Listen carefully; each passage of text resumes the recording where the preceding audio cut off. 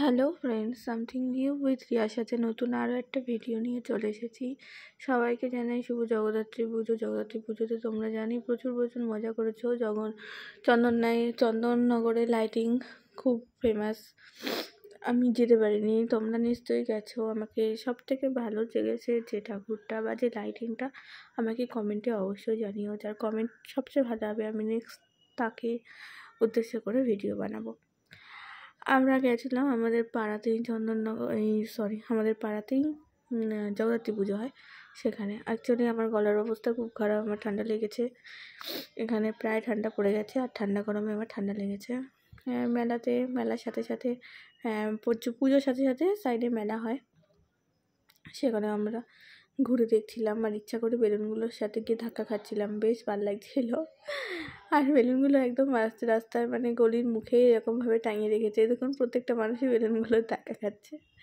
আমি ওইগুলোর সাথে সাথেই যাচ্ছিলাম। তারপরে একটা গাছের দোকানে ঢুকেছি। এই দেখো, সব আর্টিফিশিয়াল ফুল, বাট খুব সুন্দর।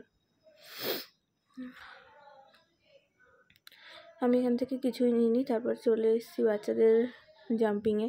দেখছিলাম, বেশ ভালো লাগছিলো, আর ভাবছিলাম যদি উঠতে পারতাম, ওদের মতন মজা করতে পারতাম।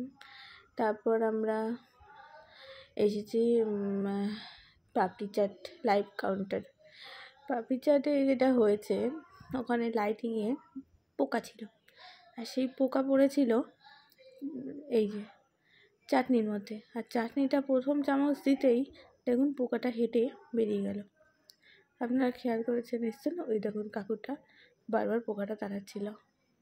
আর সেই সময় আমার ক্যামেরাটা অন ছিল, উনি জানতো আমার ক্যামেরা অন ছিল, উনি খুবই নার্ভাস ফিল করছিল। বাট এটা কাউরই করার নেই, লাইট তো লাগাতেই হবে। আর চাটনিটা মুখটা বন্ধ রাখলে হতো, কিন্তু এত কাস্টমার ছিল যে মুখটা মানে বারবার ঢাক্কান খোলা বন্ধ করার সময় হচ্ছিল না।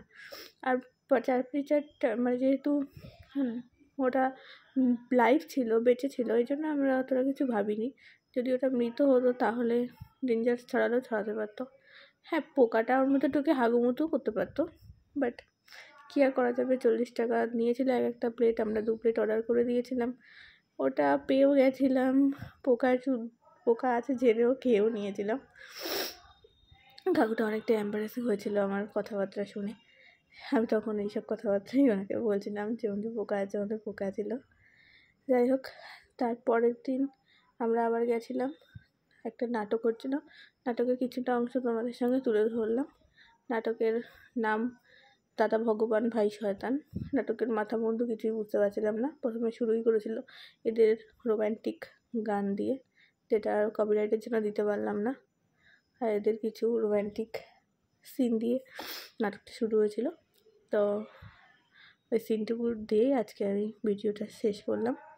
আমার গলার অবস্থা খুব খারাপ, বেশি কথা বলতে পারছি না আজকে। Tata, by.